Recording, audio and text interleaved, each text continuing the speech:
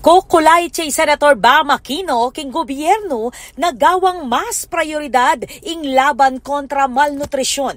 Kay bat nan didikdik na ing kailanganan na dagdaga pondo para king feeding program dareng anak masyado yang malati kumpara king bilyon-bilyong mawawala king kaban ning balen pauli ning anomalya. King hearing ning Senate Blue Ribbon Committee inyang Webis dinikdik ning senador na 3 billion pesos mo ing kailangan bang pababa, ibat king 120 hanggang 150 ang aldo ning feeding program ning Department of Education. Makinabang keti, reng migit kumulang 3 milyong kayanakang Pilipino as severely wasted o undernourished. Napag-usapan namin sa hearing the other day, Senator Pangilinan and Senator Sherwin were with me dun sa nutrition program. And in that hearing, it only costs 3 billion pesos to increase our feeding program for 3 million severely wasted children. Dagdag na pang Aquino, makaapekto ing malnutrisyon, alimong king kabulasan na rin kayanakan, nune patiking kinabukasan ning balen.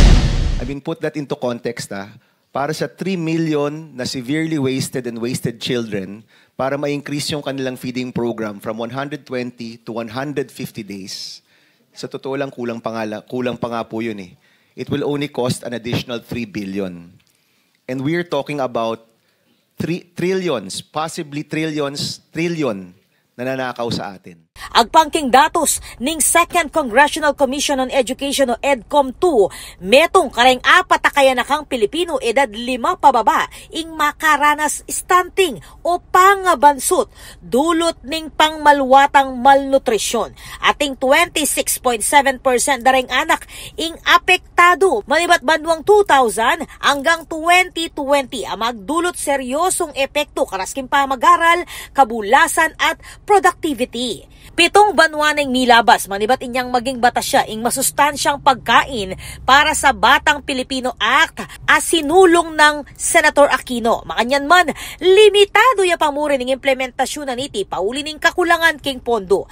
Para king banwang 2025, ating 11.77 bilyong pesos sa pondo ing school-based feeding program ning DepEd.